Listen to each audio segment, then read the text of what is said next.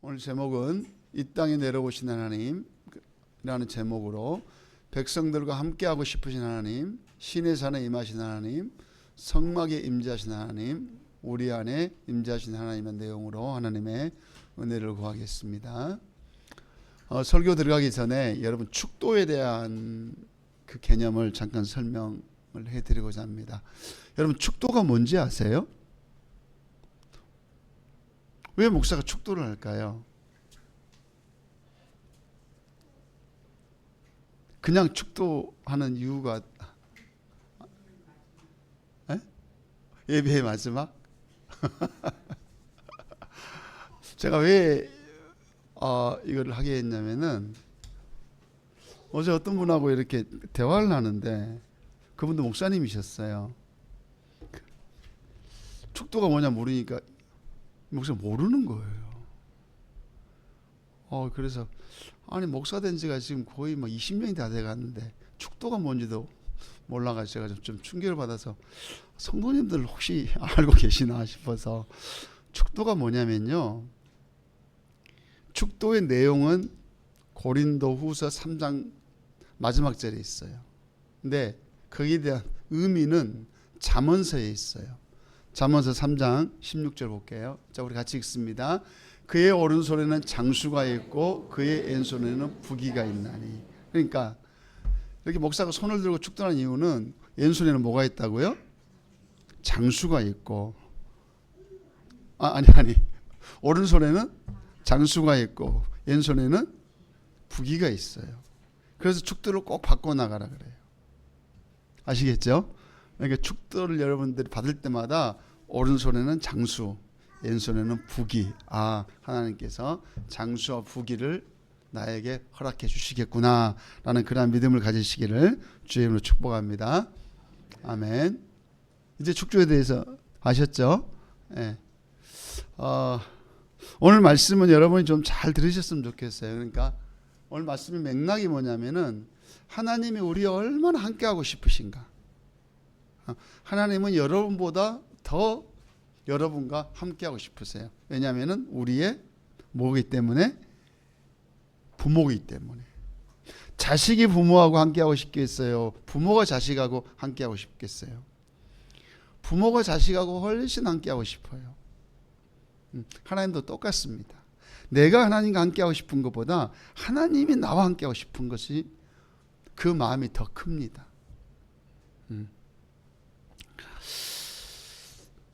최초로 하나님이 계셨던 곳은 어디일까요? 하나님 계셨던 최초의 그 장소, 하나님이 우리가 보좌라고도 이렇게 이야기합니다. 하나님의 그 보좌는 어디에 있었을까요? 대부분 다 하늘에 있었다고 이야기합니다. 그런데 하늘도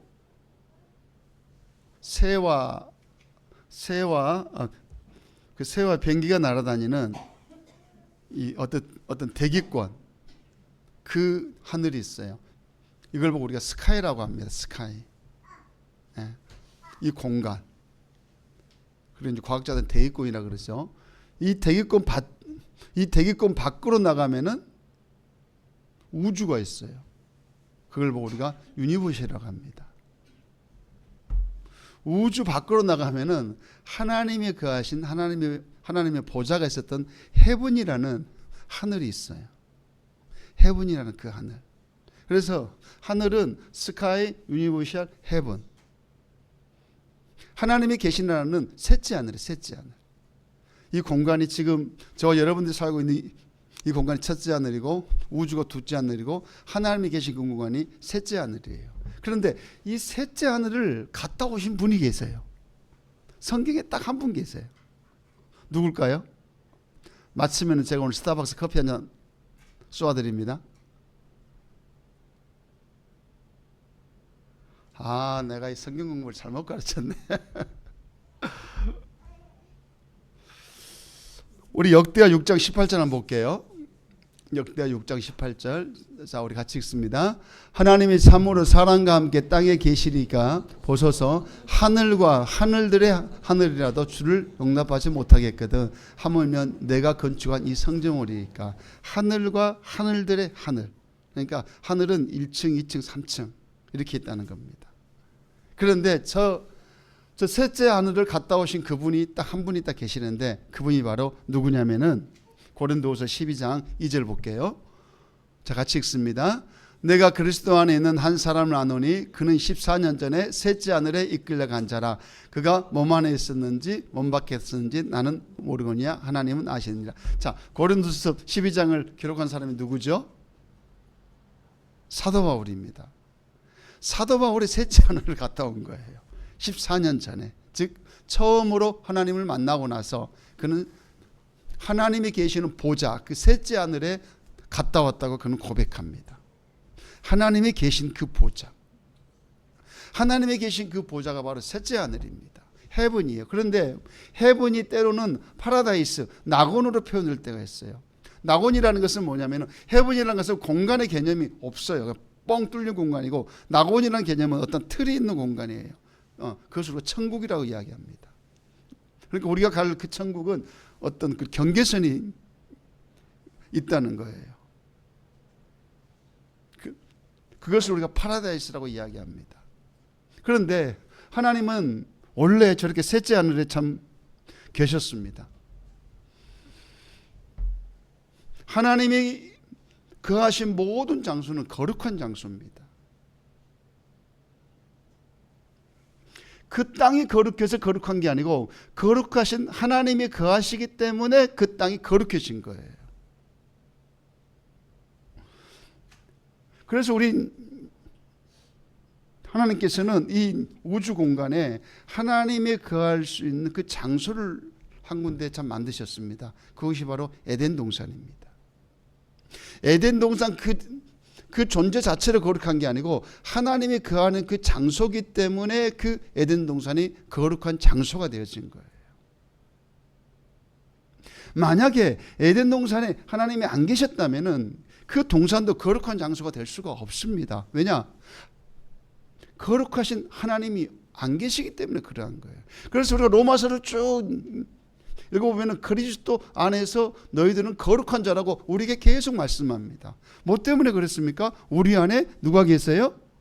하나님이 계시기 때문에 우리가 거룩한 자가 된 거예요. 내가 거룩해서 거룩한 자가 아니고 거룩하신 그분이 내 안에 계시기 때문에 내가 거룩한 존재가 되어진다는 것입니다. 이 세상 모든 사람들은 내가 거룩하다면 네가 뭐랄까 그렇게 거짓말도 잘하고 죄도 많이 짓고 야, 네가 어떻게 거룩하니? 내 존재 자체가 거룩한 게 아니라 거룩하신 그분이 내 안에 계시기 때문에 내가 거룩한 존재로서 여김을 받는 겁니다. 그래서 우리 하나님은 죄를 찾아볼 수 없는 그러한 분이세요. 이러한 관점에서 여러분의 가정도 거룩한 장소인 줄 믿습니다. 교회도 거룩한 장소인 줄 믿습니다. 나도 거룩한 사람이에요. 자, 저 한번 따라합시다. 나도 거룩한 존재다. 나도 거룩한 존재다. 나도 거룩한 존재라는 것입니다. 왜냐? 내 안에 하나님이 계시기 때문에. 그러니까 우리의 거룩함의 그 기준은 그 존재 자체가 아니라 하나님으로 갈린다는 거예요. 아무리 도덕적으로 율법적으로 선하게 살고 깨끗하게 살아도 그 마음속에 하나님이 안 계시면 그런 거룩한 존재가 못 되는 거예요. 그래서 하나님 나라 못 가는 거예요. 하나님이 안 계시기 때문에 그러는 거예요. 그런데 저와 여러분은 우리의 삶의 모든 평가를 도덕과 윤리의 잣대로 딱 들어대기 때문에 거기에서 우리 신앙의 정체성이 흔들릴 때가 너무 많아요. 이 세상을 우리 살아가면서 도덕과 윤리의 그 법에 접촉되지 않고 살 수 있는 사람 아무도 없습니다. 그러나 저와 여러분은 그 도덕과 윤리의 그 법에 접촉되게 산다 할지라도 거룩하신 분이 내 안에 계시기 때문에 나는 거룩한 존재라는 것입니다. 그 거룩한 존재, 셋째 하늘에 거하셨던 그 하나님은 백성들의 소리를 다 들으세요. 그리고 백성들의 상태를 다 알고 계세요. 우리 출애굽기 3장 7절입니다. 자, 우리 같이 읽습니다. 여호와께서 이르시되 내가 애굽에 있는 내 백성의 고통을 분명히 보고 그들이 그들의 감독자로 말미암아 부르짖음을 듣고 그 근심을 알고. 보았다는 겁니다. 그 소리를 들었다는 겁니다. 그리고 너희들의 상태를 알고 계시다고 말하고 있습니다. 근심과 걱정하는 것도 다 알고 계십니다. 그러므로 여러분이 바라고 원하고 소망하고 기대하는 그 모든 것들도 하나님은 알고 계시다는 사실 믿으시기를 축복합니다. 그래서 우리 하나님께서는 그 백성들이 고통스러워, 힘들어, 아파. 그래서 그 백성들과 함께하기를 원하셨어요. 그래서 그 백성들을 출애굽시키십니다. 출애굽기 3장 8절 봅니다. 자, 우리 같이 읽습니다. 내가 내려가서 그들을 애굽의 손에서 건져내고 그들을 그 땅에서 인도하여 아름답고 광대한 땅, 젖과 꿀 흐르는 땅, 곧 가나안 족속, 헷 족속, 아모리 족속, 브리스 족속, 히위 족속, 여부 족속의 지방에 데려가려 하노라. 내가 내려가서 그들을 가나안 땅으로 데려가겠다는 거예요. 어디로 내려가느냐? 백성들이 있는 그곳으로 내가 내려가겠다는 겁니다. 내가 내려가서 그들을 괴롭히는 그 애굽의 손에서, 세상의 손에서 끄집어내요. 가나안 땅으로 그들을 이끌어가겠다고 주님은 말씀하고 있다는 사실입니다. 그래서 그 주님이 이제 셋째 하늘에서 하늘에 계시다가 어떤 한 곳으로 강림하십니다. 이스라엘 백성들을 모세를 통해 쫙 출애굽시킵니다. 모세를 통해서 쫙 출애굽시켜요. 쭉 출애굽을 시키고 난 다음에 이제 모세와만 함께했던 그 하나님이 백성들과 함께하기를 원하세요. 그래서 이제 그분이 시내 산으로 강림하십니다. 하늘에서 시내 산으로 내려오시는 거예요. 우리 출애굽기 19장 17절에서 25절입니다. 자, 우리 같이 읽습니다. 모세가 하늘을 맞으려고 백성을 거느리고 진에서 나오매 그들이 산 기슭에 서 있는데 시내 산의 연기가 자욱하니 여호와께서 불 가운데서 거기서 강림하심이라. 그 연기가 연기같이 떠오르고 온 산이 크게 진동하며 나팔 소리가 점점 커질 때에 모세가 말한즉 하나님이 음성으로 대답하시더라. 여호와께서 시내산 곧 그 산 꼭대기에 강림하시고 모세를 그리로 부르시니 모세가 올라가매 여호와께서 모세에게 이르시되 내려가서 백성을 경고하라. 백성이 밀고 들어와 나 여호와께로 와서 보려고 하다가 많이 죽을까 하노라. 또 여호와에게 가까이 하는 제사장들에게 그 몸을 성결하게 하라. 나 여호와가 그들을 칠까 하노라. 모세가 여호와께 아뢰되 주께서 우리에게 명령하여 이르시기를 산 위에서 경계에 세워 산을 거룩하게 하라 하셨은즉 백성이 시내 산에 오르지 못하리이다. 여호와께서 그에게 이르시되 가라. 너는 내려가서 아론과 함께 올라오고 제사장들과 백성에게는 경계를 넘어 나 여호와께로 올라오지 못하게 하라. 내가 그들을 칠까 하노라. 모세가 백성에게 내려가서 그들에게 알리리라. 아멘.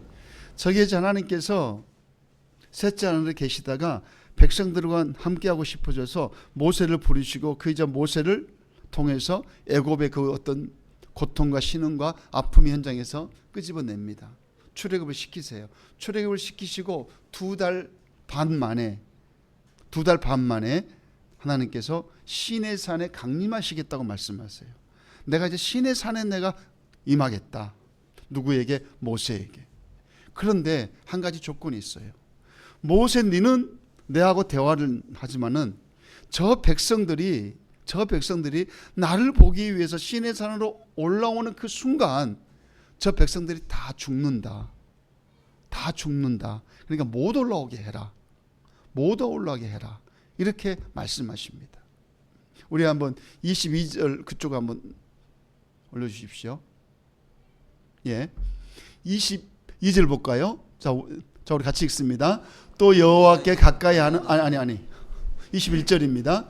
여호와께서 모세에게 이르시되 내려가서 백성을 경고하라. 백성이 밀고 들어와 나 여호와에게로 와서 보려고 하다가 많이 죽을까 하노라. 그러니까 백성들은 못 올라오게 하는 거예요. 왜냐? 백성들이 하나님을 보기 위해서 올라왔다간 백성들이 다 죽어버릴까 봐. 다 죽습니다. 그리고 제사장들만이 하나님의 그 산에 올라오는데 그 조건이 있어요. 몸을 성결하게 해라. 몸을 성결하게 하는 그 법이 이제 레위기에 쫙 나옵니다. 출애굽기도 쫙 나오고 어떻게 너희들이 성결하게 해야만이 나를 만날 수 있다. 엄청난 제약이 따라요. 비록 하나님께서 백성들과 함께하고 싶어서 시내산으로 강림하셨지만은 시내산에서 백성들이 하나님을 만나는 데 있어서 엄청난 제약이 있고 엄청난 경계를 하세요. 하나님께서. 왜요? 그 백성이 죽을까 봐서, 저주받을까 봐서. 그래서 출애굽기 19장 24절에 이렇게 말씀하십니다. 자, 우리 같이 읽습니다. 여호와께서 그에게 이르시되 가라, 너는 내려가서 아론과 함께 올라오고 제사장들과 백성에게는 경계를 넘어 나 여호와에게로 올라오지 못하게 하라. 내가 그들을 칠까 하라. 저주를 받아버리는 거예요. 어떤 저주? 죽음의 저주, 사망의 저주를 받을까 보니까 제발 이 시내산에 못 올라오게 해라. 여러분 성지순례 가보면요, 시내산을 이제 우리가 밤 10시에 출발해서 새벽 4시에 거기 이제 도착이 되는데 이렇게 쫙 올라가다 보면 그냥 이렇게 평지예요. 평지로 이렇게 올라가는데 한 100m쯤에 가면은 굉장히 이렇게 굴곡이 져요. 굉장히 그 굴곡이 막 가파르게 이렇게 높아집니다. 그리고 이제 거기서부터 계단을 타고 올라가요. 그래서 그 연세 드신 분들은 못 갑니다. 그 시내산 꼭대기까지. 아마도 하나님께서 그렇게 경사를 확 치게 만들었던 것은 백성들을 하여금 더 이상은 올라오지 마라. 모세만 올라와라고 그러신 것 같아요. 왜냐? 너희들이 나를 보기 위해서 시내산 꼭대기에 올라오면은 내가 니네들을 다 죽일까 봐 하나님이 두려우니까 올라오지 말라는 거예요. 너희들이 아직까지 성결한 백성들이 아니라는 거예요. 그래서 그들에게 철저하니 가르치고 그들에게 또 경고합니다. 더 이상은 나에게 오지 마라. 그러면서 하나님은 모세를 통해서 그 백성들을 지키시고 보호하시고 모세를 통해서 그들에게 하나님의 마음을 계속 말씀하십니다. 계속 말씀하세요. 자, 우리가 출애굽기 19장 24절에서 무엇을 알 수 있느냐? 백성들을 사랑하는 그 하나님의 마음. 백성들이 만약에 아무 준비 없이 하나님께 왔을 때 그들이 다 죽어버리니까 하나님도 백성들과 함께하고 싶지만은 함께하지 못하는 그 안타까운 하나님의 그 마음이 24절에 담겨져 있는 겁니다. 마치 여러분 그런 거 있잖아요. 부모가 참 능력은 많아요. 부모가 능력은 많은데 그 자식의 모든 것을 다 해주고 싶어요. 그런데 그 자녀가 교도소에 있어요. 그 자녀가 이제 교도소에 있으면은 그 부모가 그 자녀에게 해줄 수 있는 능력은 다 가지고 있지만 아무것도 못 해줍니다. 왜냐? 교도소 그 창살문이 부모와 자녀 간에 그 관계를 딱 단절시켜 버리거든요. 하나님이 똑같습니다. 지금 나는 너희들에게 모든 것을 다 해줄 수 있는데 너희들이 나에게 지금 올 수가 없단다. 뭐 때문에? 죄 때문에 그렇다는 거예요. 너희들이 나에게 올 수 없다. 너희들이 나에게 오는 순간 너희들이 다 죽는다. 그 하나님의 안타까운 마음, 그 백성들을 살리고자 하는 그 안타까운 마음이 저곳에 다 담겨져 있다는 사실입니다. 그래서 우리 하나님께서는 또 한 가지 방법을 또 생각해 내십니다. 그게 뭐냐면은 모세에게 시내산에서 성막을 짓게 만드세요. 성막을 짓게 만드시는데 성막을 짓는 그 어떤 설계도를 하나님이 모세에게 그대로 허락하십니다. 우리 출애굽기 25장 8절에서 9절입니다. 자, 우리 같이 읽습니다.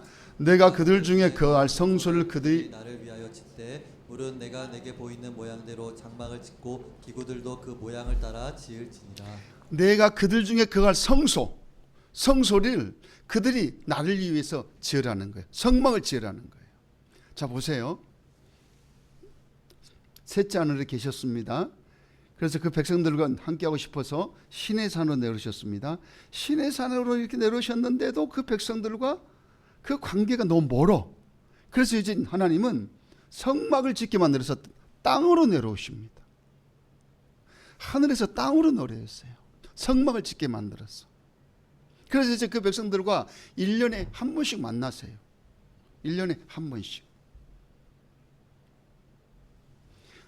하늘에 있을 때는 그 백성들을 그냥 하나님 내려다만 보았습니다.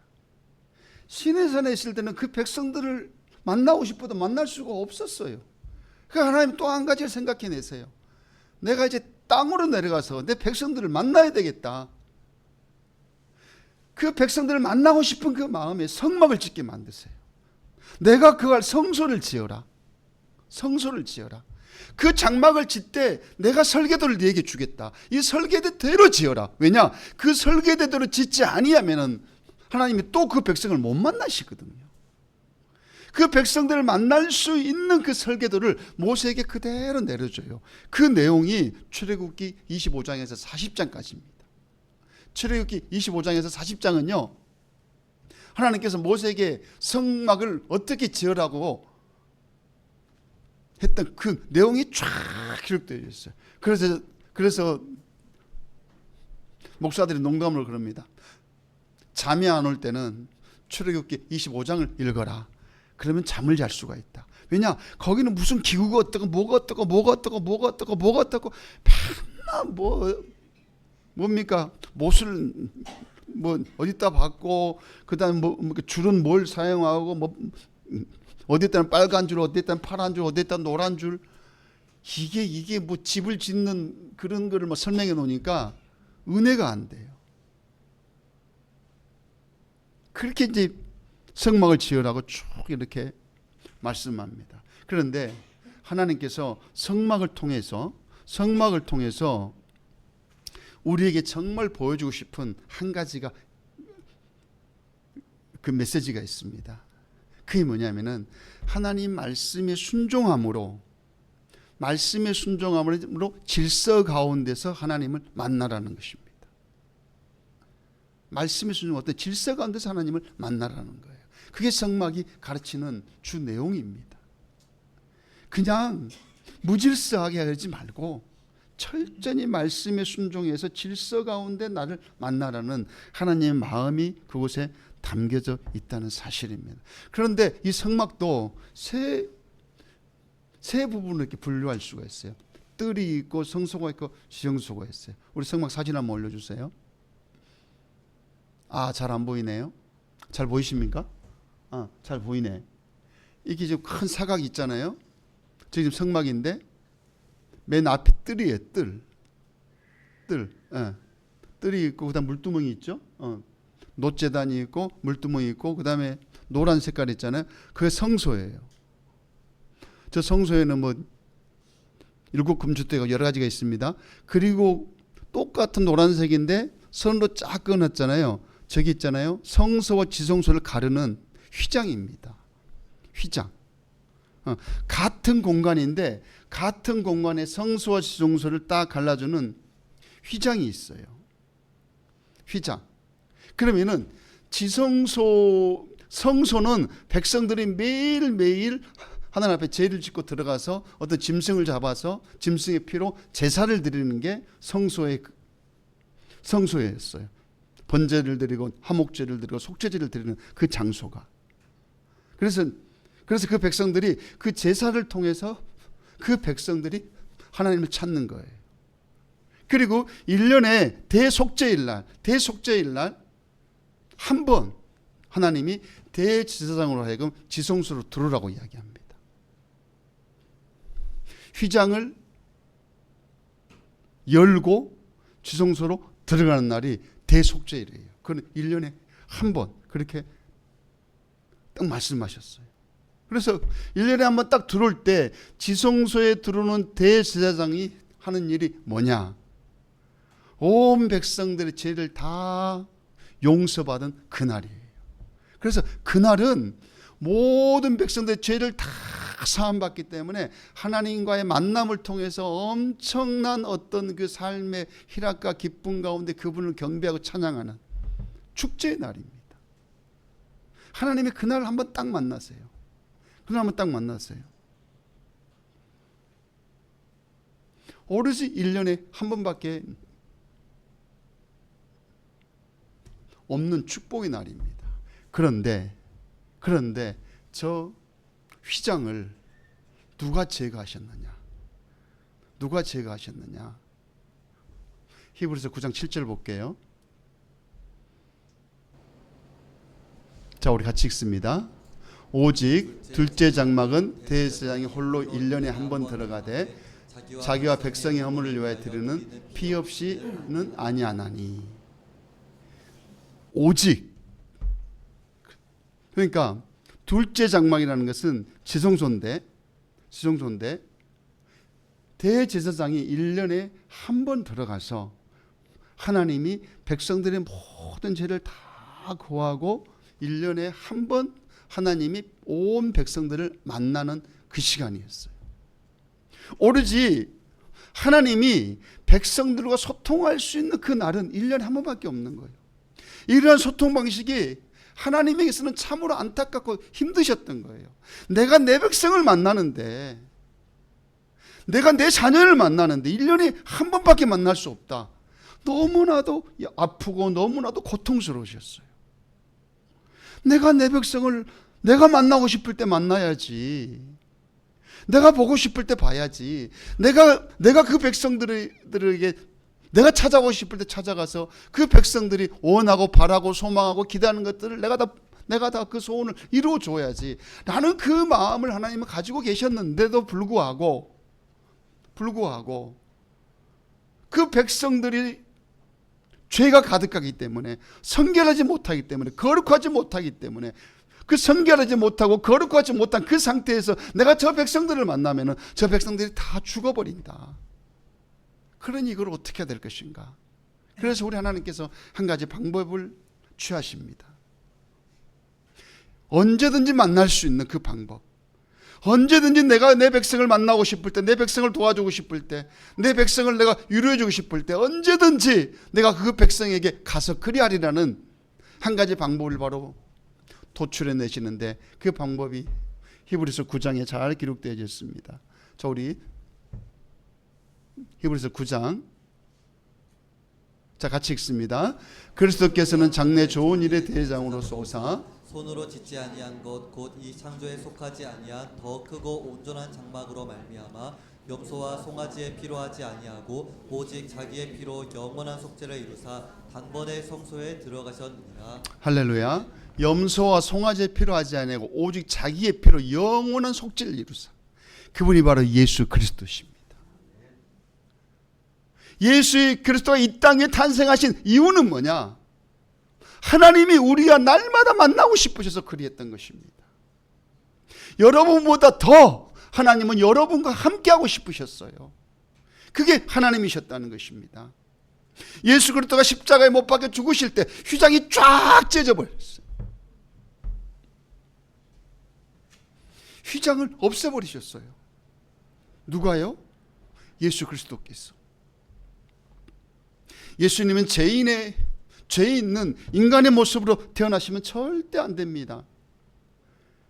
죄인이 죄인을 용서할 수가 없기 때문에 그러합니다. 그래서 이사야 선지자는 이렇게 말씀합니다. 이사야 7장 14절. 자, 같이 읽습니다. 그러므로 주께서 친히 징조를 너에게 주실 것이라. 보라, 처녀가 잉태하여 아들을 낳을 것이요 그의 이름을 임마누엘 하리라. 예수님의 마리아에게서 태어날 그 아들, 그 아이의 그 이름은 두 개입니다. 하나는 예수, 하나는 임마누엘입니다. 저는요, 이 말씀을 참 묵상하면서 하나님의 마음이 팍 내 가슴을 치는데요, 정말 어쩔 줄 몰랐어요. 평소에 얼마나 그 성경을 많이 봤겠습니까? 근데 설교 준비를 하기 위해서 마태복음을 쫙 묵상을 하는데, 여자의 그 후손으로 탄생케 했던 것도 남자의 씨가 없이, 생물학적으로 전혀 관계없이 하나님의 능력으로 덮으셔서 죄 없는 예수가 탄생하셨고, 마리아의 태에서 탄생했던 그 아기의 이름을 두 개를 지셨구나. 그 두 개 지신 이유가 우리와 우리의 죄를 용서하기 위해서 예수라는 그 이름을 지었고, 임마누엘이라는 것은 죄 없는 나가, 죄 없는 내가 언제든지 하나님이 함께 할 수 있는 그 존재로 나를 만드시기 위해서 임마누엘이라는 그 이름을 지셨구나. 은혜되지 않습니까? 나만 은혜가 됐습니까? 처녀의 몸에서 탄생했던 그 아이의 이름을 두 개로 짓는 이유가 있었던 거예요. 마태복음 볼게요. 1장 21절에서 23절입니다. 자, 우리 같이 읽습니다. 아들을 낳으리니 이름을 예수로 하라. 이는 그가 자기 백성을 그들의 죄에서 구원할 자심이라. 이 모든 일이 된 것은 주께서 선지자로 하신 말씀을 이루려 하심이니 이르시되 보라 처녀가 잉태하여 아들을 낳을 것이요 그의 이름은 임마누엘이라 하리라 하셨으니 이를 번역한즉 하나님이 우리와 함께 계시다 함이라. 할렐루야.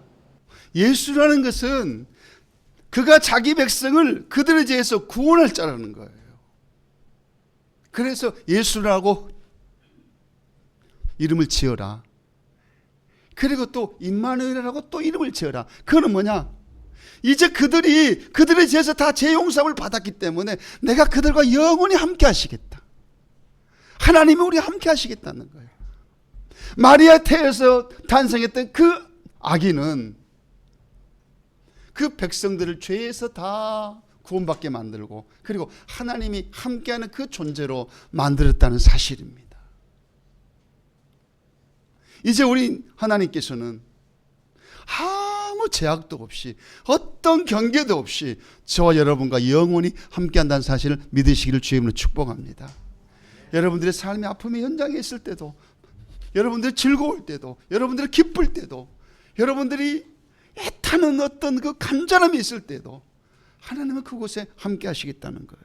그러면서 예수님이 십자가에 못 박혀 죽으실 때에 성막에 큰 변화가 일어났습니다. 성소와 지성소를 구분짓고 있는 휘장이 쫙 찢어버립니다. 마태복음 27장 50절에서 51절입니다. 자, 우리 같이 읽습니다. 예수께서 다시 크게 소리를 지르시고 영원히 떠나시니라. 이에 성소 휘장이 위로부터 아래까지 찢어져 둘이 되고 땅이 진동하여 바위가 터지고. 휘장이 찢어졌다는 것은 이제 내가 백성을 내 마음껏 만나겠다는 겁니다. 누굴 통해서? 예수님을 통해서. 성소와 지성소를 가로막고 있었잖아요. 누가? 휘장이요. 1년에 한 번밖에 못 만났어요. 그런데 예수 그리스도가 십자가에서 돌아가시는 그 순간 휘장이 쫙 찢어버리고 이제 내가 내 백성을 마음껏 만나리라. 내 백성과 영원히 함께하리라 하면서 우리에게 주어진 한 가지의 또 자격이 있어요. 그게 뭐냐? 히브리서 4장 16절입니다. 자, 우리 같이 읽습니다. 그러므로 우리는 국률하심을 받고 때를 따라 돕는 은혜를 얻기 위하여 은혜의 보좌 앞에 담대히 나갈 것이니라. 휘장이 제거되었으니까 우리가 하나님 앞에 우리의 필요에 따라서 은혜를 구하기 위하여 날마다 나가기를 주의 이름으로 축복합니다. 우리가 날마다 나갈 때 주님은 또 우리에게 또 뭐라고 말씀하시느냐? 요한복음 6장 56절입니다. 자, 같이 읽습니다. 내 살을 먹고 내 피를 마시는 자는 내 안에 거하고 나도 그의 안에 거하느니라. 할렐루야. 예수 그리스도의 탄생하심의 마지막은 무엇이었느냐? 네가 내 안에 있고 내가 네 안에 있다는 거예요.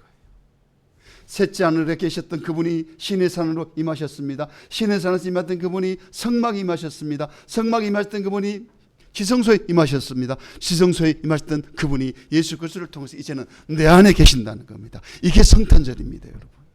성탄절이라는 것은 예수 그리스도가 내 안에 계시고 하나님이 내 안에 계신 그게 성탄절입니다. 얼마나 감사와 기쁨의 그 절기가 성탄절입니까, 여러분. 하나님은 우리와 영원히 함께하고 싶어 하십니다. 그래서 죄 없으신 그분이 죄인의 모습으로 이 땅에 탄생하셨고, 그것도 저 셋째 하늘에 계시다가 내 백성들과 내가 영원히 함께하리라는 그 마음으로 이 땅 위에 오셔서 이제 우리와 영원토록 함께 가간다는 사실입니다. 이제 말씀을 정리하겠습니다. 자, 우리 한번 같이 읽습니다. 내가 신의 산 하면은 여러분이 그 뒤에 쫙 읽으세요. 신의 산, 하나님이 내려오셨다. 그러나 백성들과 거리를 두셨다. 성막, 하나님이 백성들과 동행하셨다. 그러나 휘장으로 막혀 있었다. 예수님, 하나님이 죄 없는 사람으로 몸으로 오셔서 그러므로 예수님의 탄생, 즉 성탄절은, 자 우리 같이 읽습니다. 예수님의 탄생 성탄절은 나는 너희와 떨어져 살지 않겠다, 너희 가운데 거하겠다는 하나님의 자기 선언이 바로 성탄절입니다. 나는 너희가 떨어져 살 수가 없다는 것입니다. 나는 영원토록 너희 가운데 거하겠다는 것입니다. 그러므로 사랑하는 성도 여러분, 여러분에게 삶의 아픔이 있습니까? 삶의 고통이 있습니까? 아니면 삶의 즐거움이 있습니까? 삶의 희락이 있습니까? 여러분의 삶에 어떠한 것을 가지고라도 하나님과 함께 기뻐하고 하나님과 함께 슬퍼하고 하나님과 함께 인생의 희로애락을 누리는 저와 여러분이 되시기를, 그러한 또한 성탄절이 되시기를 주의 이름으로 간절히 축복합니다. 나의 하나님,